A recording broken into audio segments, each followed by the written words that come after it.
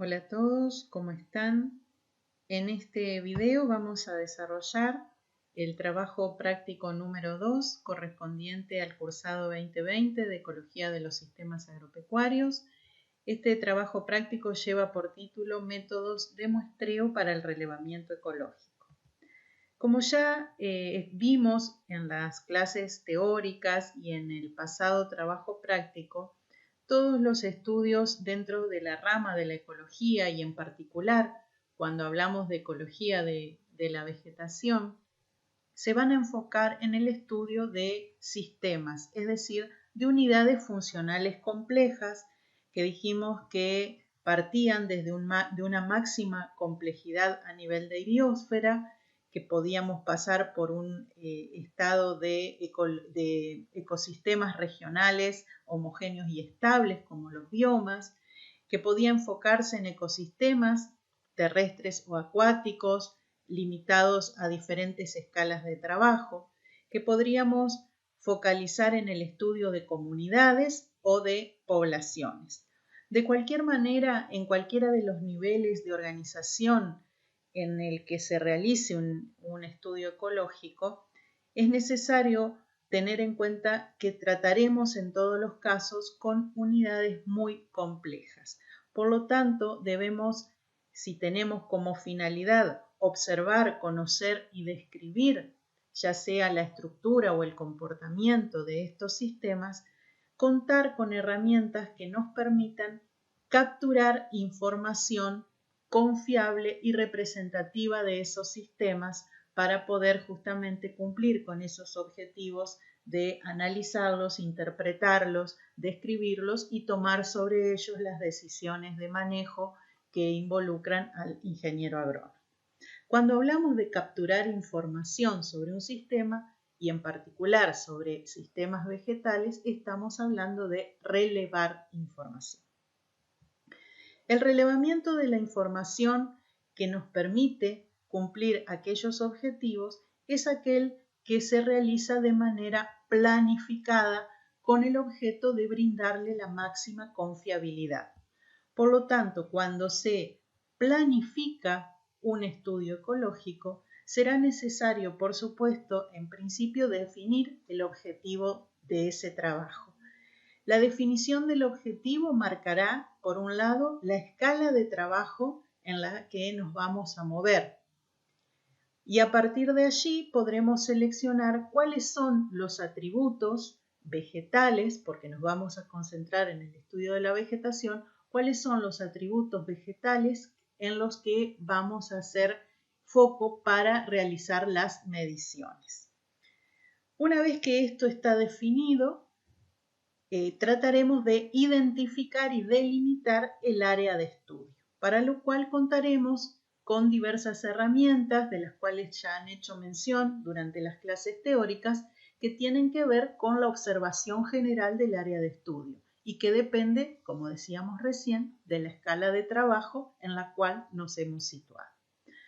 A partir de ello, teniendo delimitada esta área de estudio y habiendo utilizado las herramientas que nos han permitido analizarla en su complejidad, en su composición, podremos establecer el método de relevamiento, que es una de las partes principales de este trabajo práctico.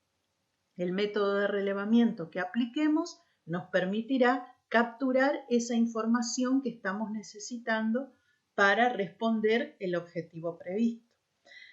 El procesamiento de esa información nos llevará a la obtención de resultados, a partir de ello las conclusiones respecto a las preguntas que nos hayamos planteado al inicio y finalmente, por supuesto, la comunicación de la información.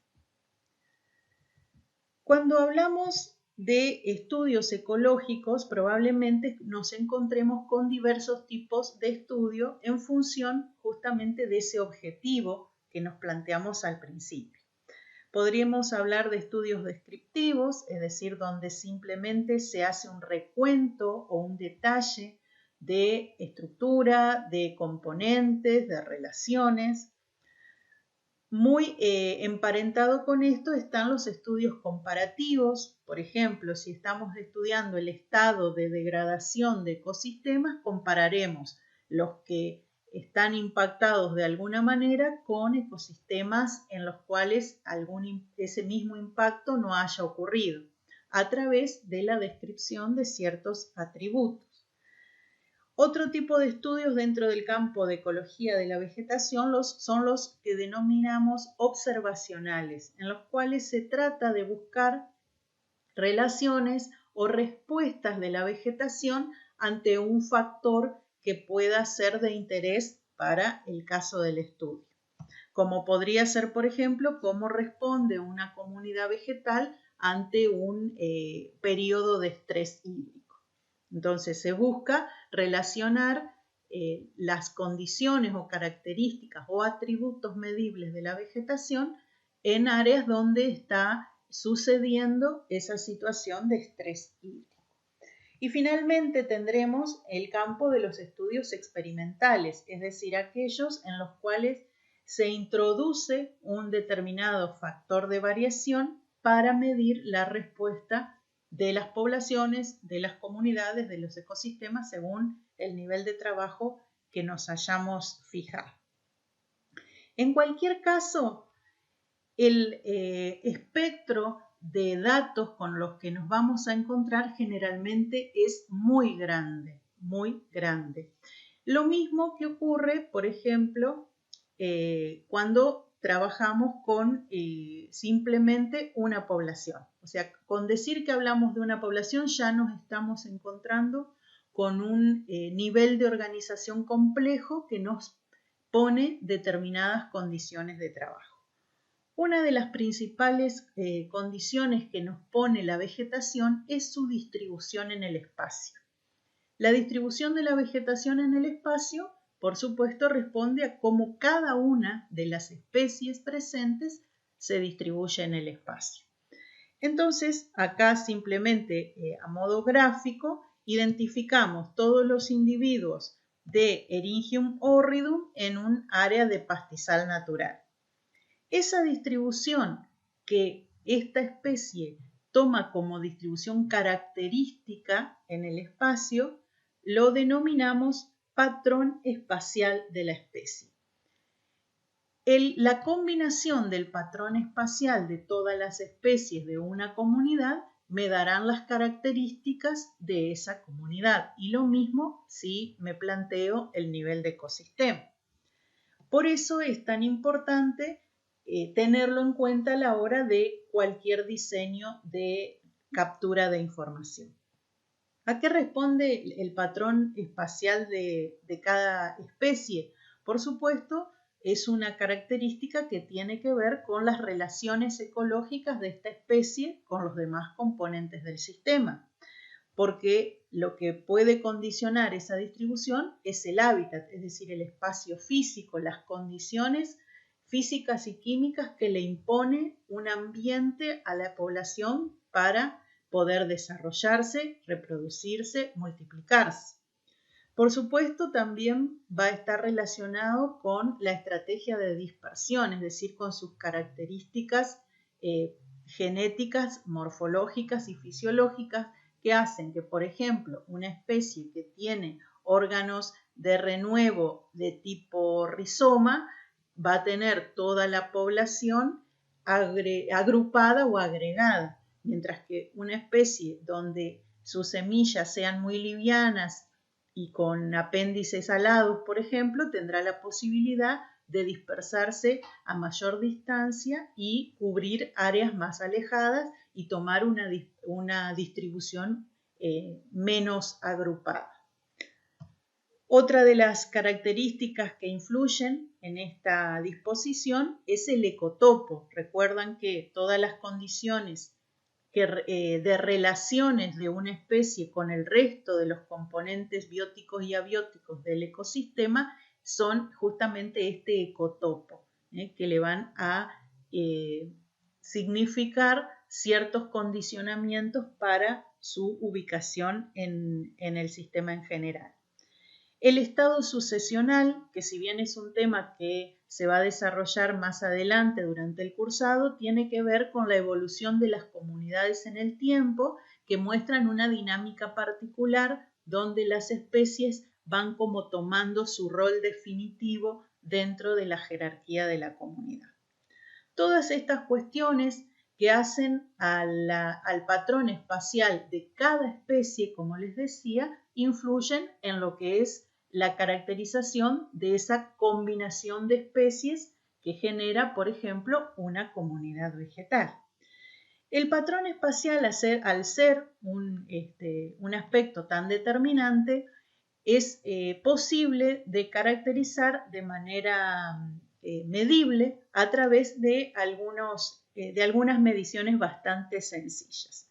Por ejemplo, en esta pantalla ustedes pueden ver qué pasa con tres condiciones de distribución de individuos. En el primer caso, en un área determinada se distribuyen un N, un total de individuos de 30. Si se toman 4 muestras iguales o 4 zonas de muestreo iguales dentro de esa área, nos vamos a encontrar que se capturan en total 10 individuos. Es decir, tenemos 5 individuos capturados en esta primera superficie de muestreo, ninguno en esta, 1 acá y 4 en esta. Es decir, que en la captura que se hace sobre el área total, tomamos 10 de los 30 individuos. Si se hace un promedio de esa captura, tenemos que por área de muestreo tomamos 2,5 individuos. Si calculamos la varianza estadística de este muestreo, obtenemos un valor de varianza de 2,38. La relación entre varianza y promedio me da un valor de 0,95. Estos valores cercanos al valor 1 en esta relación representan o me indican la existencia de un patrón espacial que se denomina aleatorio, es decir, cuando en cualquier área de la superficie de estudio es probable o igualmente probable encontrar un individuo. No es de los más frecuentes en la naturaleza, pero sí es más frecuente que este otro caso extremo, que sería el caso de obtener un patrón sistemático. En este caso, este patrón sistemático de la disposición de los individuos de una especie corresponde a un patrón, como verán, artificial. Esto representaría un campo de cultivo o un campo forestal. En este caso, los mismos 30 individuos, pero organizados de esta manera, hacen que si se hace una captura idéntica a la primera, se capturen también 10 individuos, por lo tanto en promedio 2,5 por área muestreada, pero la varianza me da 0,58. Si hago la relación, este valor se acerca a 0. Cuando este valor de relación se acerca a 0, estamos verificando la existencia de un patrón sistemático que, por supuesto, no corresponde a condiciones naturales. Finalmente, el caso más habitual, por todas las condiciones que hablamos antes respecto a la distribución espacial de las especies, es el que denominamos patrón agregado o en manchones, en el cual los individuos tienden a agruparse respondiendo a alguna característica de hábitat o por dispersión, como decíamos antes. Los mismos 30 en la suma de las capturas me originan un total de 20 individuos retenidos en las áreas de muestreo.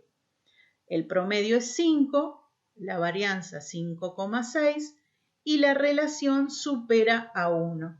Este valor obtenido de la relación varianza sobre promedio superior a 1 verifica la existencia de un patrón espacial de la especie que responde al tipo agrupado o en manchones.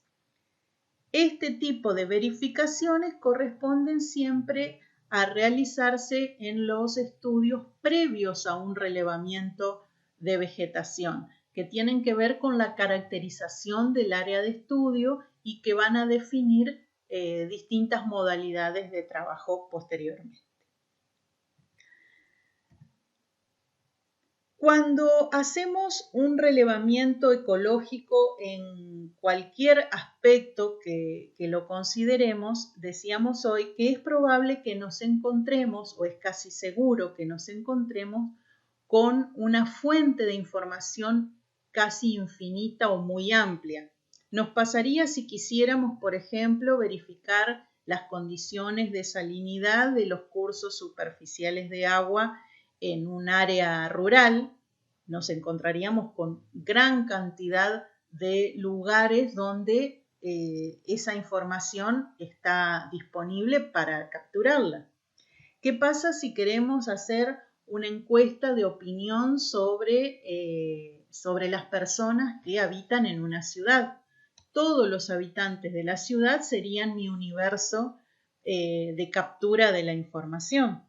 Lo mismo pasa si quiero observar cómo reaccionó una población vegetal ante la aplicación, por ejemplo, de un producto químico de control de plagas.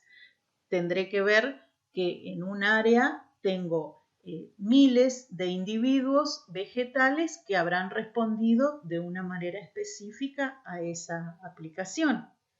Si quiero saber, por ejemplo, cuál es el volumen de madera disponible en un área de bosques y lo puedo estimar a través de los diámetros de los troncos de esos individuos arbóreos, tendré a todos los individuos de ese bosque como fuente de información. Esto que ocurre en todos o prácticamente todos los estudios ecológicos que se plantean, abren la necesidad de realizar el estudio en base a lo que denominamos muestreo. Trabajar con muestreo significa capturar información no sobre el total del universo posible, sino solo sobre una muestra, es decir, sobre una porción de ese universo en el cual es posible rescatar la variabilidad que caracteriza al total y a partir de ello estimar parámetros mediante la medición de variables o atributos de la muestra.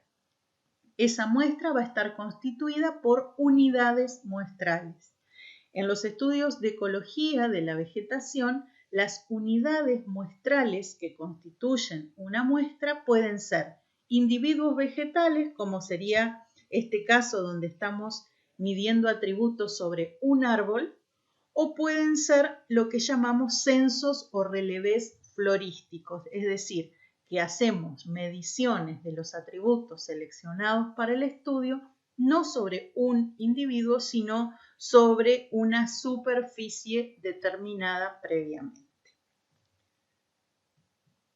Para planificar la realización de un muestreo o para determinar cómo debe realizarse en función de ese nivel de confiabilidad que siempre debemos mantener, se requiere seguir una secuencia metodológica en la cual se van a cumplir básicamente estas 4 etapas: la de selección y delimitación de la zona de estudio, la determinación del método de muestreo, que va a ser principalmente definir cuáles van a ser los lugares de captura de la información, que es lo mismo que decir cuál va a ser la disposición espacial de las unidades muestrales, dónde van a estar ubicadas físicamente, a dónde voy a ir a tomar las mediciones previstas. La determinación del tamaño de la muestra, es decir, cuántas unidades muestrales voy a evaluar, en cuántos individuos vegetales o en cuántas superficies voy a realizar las estimaciones de los parámetros que me he planteado y cuál va a ser el tamaño y la forma en el caso de que esté utilizando ese tipo de unidades, es decir, superficies, cuál va a ser el tamaño y la forma que van a tener para que queda eso predeterminado para mantenerse a lo largo de todo el estudio. Cuando hablamos de delimitar el área de estudio, ya algo mencionamos hoy y lo vieron ustedes en la clase teórica, hacemos uso de distintas herramientas de percepción que le llamamos, que nos permiten visualizar justamente áreas de trabajo, que depende de la escala que nos hayamos propuesto, van a ser diferentes. Si vamos a trabajar a una escala regional y hacemos un estudio ecológico a nivel de la provincia de Entre Ríos, seguramente la delimitación y primera gran caracterización del área de estudio sería a través, por ejemplo, de imágenes satelitales. Ahora, si nuestro estudio ecológico está referido a la respuesta obtenida a una determinada práctica en una parcela de un cultivo, simplemente trabajaremos lo que se llama a escala 1 a 1, es decir, directamente con la observación directa del área de estudio. Posteriormente definiremos lo que llamamos método de muestreo. Dijimos que método de muestreo va a ser en qué lugares físicamente van a estar instaladas las unidades muestrales donde voy a hacer las mediciones o determinaciones. Y esto es muy importante y es justamente uno de los temas principales de este trabajo práctico porque tiene que ver con la aplicación directamente de criterios ecológicos. Uno de los métodos que se pueden utilizar para ubicar las estaciones de muestreo puede ser el que denominamos método aleatorio. Es decir, que en cualquier lugar de esa área de trabajo o área de estudio que antes caracterizamos y delimitamos, puede estar instalada una unidad muestral. Para ello hacemos uso de las tablas de números al azar, es decir, para que realmente represente un estudio aleatorio tiene que hacerse de una manera confiable como lo es con un procedimiento estadístico. Ese es el caso que se puede aplicar siempre y cuando el área de estudio sobre la que estoy trabajando sea lo suficientemente homogénea. Acuérdense que la distribución de mis unidades muestrales debe captar la variabilidad de origen. Si la variabilidad de origen no es aleatoria, no estaría representando justamente con mi muestreo lo que es el área de trabajo.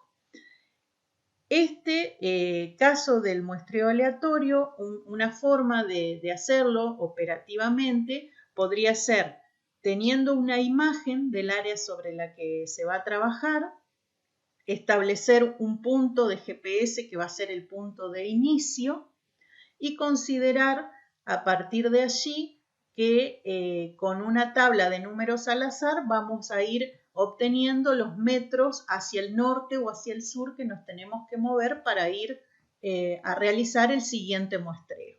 Ese podría ser, por ejemplo, una distribución realmente aleatoria o al azar. Otra de las formas de disponer las unidades muestrales que se utiliza a veces más frecuentemente, más que nada porque resulta más operativa o más fácil de realizar, es lo que denominamos un muestreo sistemático. En este caso, lo que vamos a hacer es establecer un esquema predeterminado en el que, por ejemplo, vamos a decir que las unidades de muestrales o estaciones de muestreo van a estar sobre una transecta en la que vamos a ir haciendo mediciones cada 30 metros y que nos vamos a ir moviendo de norte a sur dentro del área de trabajo. Eso lo podemos repetir a lo mejor en 5 transectas paralelas separadas cada una por 100 metros, por dar un ejemplo cualquiera. Pero el esquema está predeterminado y me sirve tanto para áreas homogéneas como con más variabilidad. Ahora bien, cualquiera de estos dos tipos de muestreo que son los más habituales, igual en el material de apoyo que les dejamos para este trabajo práctico pueden leer sobre algunos otros que sirven en casos particulares.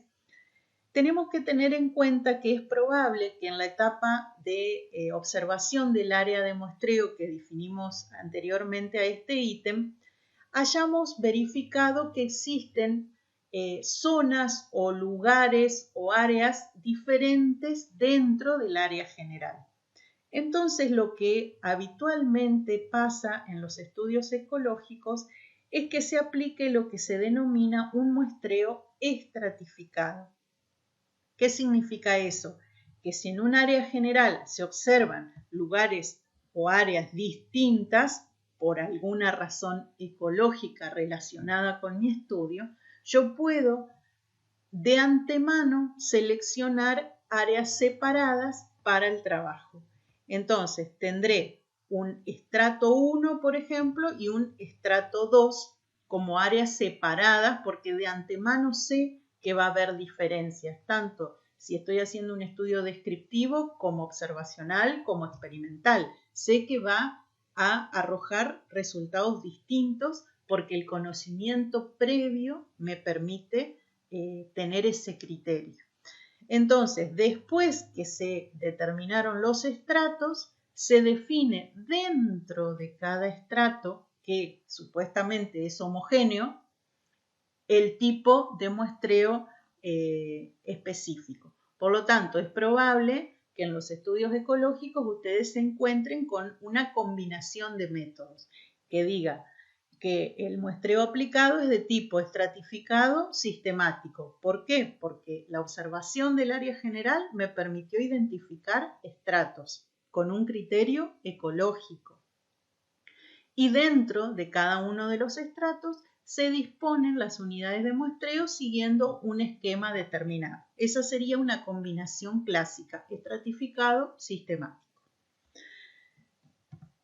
Por eso decimos que cuando tenemos un área de estudio heterogénea, nos vamos a encontrar muchas veces con esta situación, para lo cual debimos contar con una herramienta de percepción que me permitió observar el área en general y con conocimientos previos, ya sea bibliográficos o propios de los expertos, que les es posible justamente estratificar el área general en compartimentos homogéneos. Este criterio de compartimentalización o estratificación, como les decía, no es un criterio ni operativo ni de tiempos de trabajo, sino que responde justamente a criterios ecológicos relacionados al objetivo de estudio. Posteriormente dijimos de haber delimitado los estratos y establecido en qué tipo de distribución de las unidades muestrales se va a utilizar, se determina el tamaño de la muestra, es decir, cuántas unidades muestrales son necesarias para llegar mínimamente a representar el área en general. Para eso tenemos que tener muy en claro que a mayor tamaño de muestra, es decir, mayor cantidad de unidades muestrales en las que vamos a hacer mediciones, vamos a tener, por supuesto, mayor precisión en los resultados, pero a la vez va a resultar un estudio de mayor esfuerzo y mayor costo. Es decir, que tenemos que encontrar el balance adecuado entre estas dos alternativas. ¿Cómo podemos determinar el tamaño de la muestra? Existen distintas alternativas u opciones. Una de ellas es establecer un porcentaje del área total de trabajo. No siempre resulta lo más aconsejable porque por ahí no está teniendo en cuenta la proporción de la variabilidad que puede haber dentro del área de trabajo. Otra de las opciones es trabajar con el grado de fluctuación de la media de subconjuntos de unidades muestrales, que ahora lo vamos a ver en mayor detalle, o utilizar el procedimiento estadístico clásico de determinación del tamaño de la muestra. Si hablamos de verificar la media de unidades muestrales, hablamos de hacer un estudio previo al relevamiento para definir justamente cuántas unidades muestrales utilizar. ¿Qué se hace en ese caso? Se elige una variable de la vegetación que esté relacionada con el estudio que voy a realizar en general y se hace una medición de esa variable en números crecientes de unidades muestrales. Por ejemplo, si yo decido realizar la medición, por ejemplo, de altura de individuos de Ñandubay en un monte con signos de degradación. Entonces digo, en este lote mido 10 individuos y tengo un promedio de altura de 5 metros. Si en cambio, en vez de medir 20 individuos, mido 30, el promedio es 4,8. Si en vez de 30 mido 40, el promedio es 4,4. ¿Qué quiere decir? Que a medida que vaya aumentando el número de individuos va a ir variando el promedio, que me estoy acercando al parámetro poblacional, ¿se acuerdan del cual hablaron seguramente cuando cursan estadística? Cuanto más individuos constituyan mi muestra, es decir, cuantas más unidades muestrales yo evalúe, más cerca voy a estar del parámetro poblacional. Si eso lo voy representando en un sistema de ejes cartesianos, voy a ir dibujando una curva que va a ir haciéndose cada vez más estable. ¿Cuándo se va a empezar a hacer estable la curva? Cuando me esté acercando más al valor real del promedio que estoy midiendo.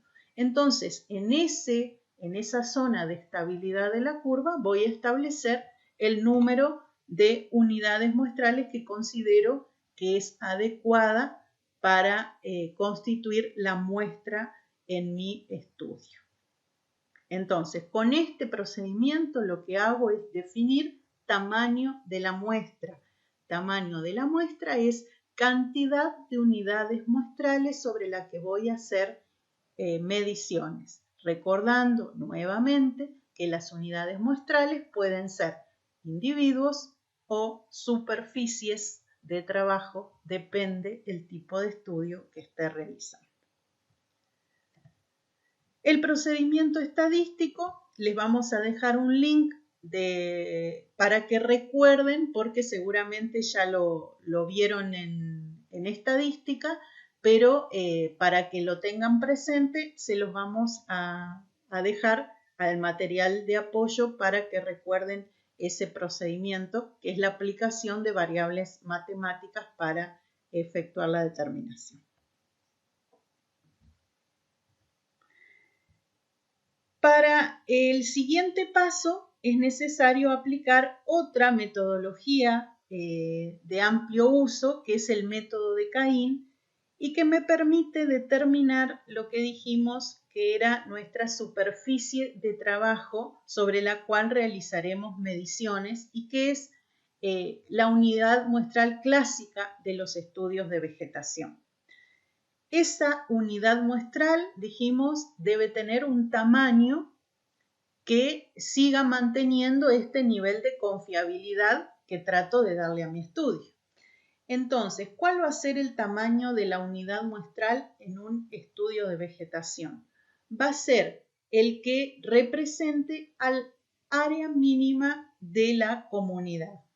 El área mínima de la comunidad se define como la menor superficie de esa comunidad en la cual está expresada su heterogeneidad o su homogeneidad de vegetación.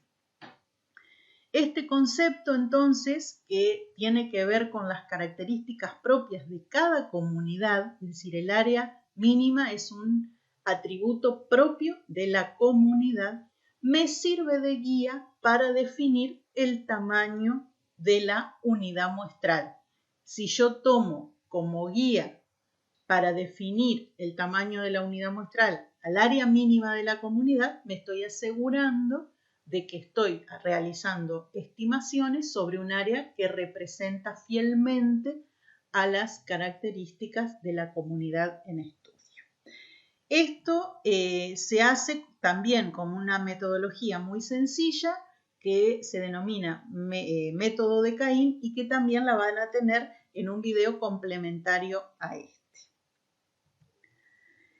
Para resumir y estar ya en condiciones de realizar las actividades prácticas propuestas para el desarrollo de este trabajo práctico número 2, recordemos que aplicando la secuencia metodológica que vimos inicialmente, la planificación de este relevamiento destinado a un estudio ecológico de la vegetación debe contar con un objetivo de estudio, un área de estudio delimitada, caracterizada, identificada a través de determinadas herramientas de percepción adecuadas a la escala de trabajo que se haya definido, una serie de atributos seleccionados para realizar las mediciones a campo que le llamamos y que por supuesto responden al objetivo planteado, el diseño o método de muestreo, que es la disposición espacial de las unidades muestrales en el área de estudio, el tamaño de la muestra, es decir, cuántas unidades muestrales van a ser evaluadas, y finalmente el tamaño de esa unidad muestral, es decir, de esa superficie sobre la cual se van a hacer mediciones. Todos estos elementos hacen al desarrollo de un relevamiento de vegetación con un nivel de confiabilidad adecuado para obtener resultados y conclusiones que luego van a ser comunicadas como final del estudio ecológico. Para apoyar toda esta clase les dejamos como material el primer inventario nacional de bosques nativos correspondiente al distrito del Espinal, que es una obra de 2007, pero en el cual hay ejemplos muy claros de cómo se planifica un muestreo y cómo se lleva a campo, cuáles son las determinaciones que de antemano se toman respecto a la realización de esos muestreos, cómo se tienen en cuenta las probables variaciones que puedan ocurrir durante su realización, etc. Y además les dejamos también en el campus los manuales en los cuales se describen este tipo de metodologías para que puedan, el que le interese, buscar las bases estadísticas o matemáticas que le dieron origen. Tengan en cuenta también que complemento de este video está el video de explicación del método de Caín, que van a tener que aplicarlo dentro de alguna de las actividades propuestas, y también tienen el link para reforzar la determinación de tamaño de muestra por procesamiento estadístico. La realización de este trabajo práctico número 2 en esta ocasión no requiere informe obligatorio, sí les sugerimos, como en el caso anterior, que realicen las actividades y las consultas relacionadas con el mismo para ir despejando las dudas que puedan ir surgiendo.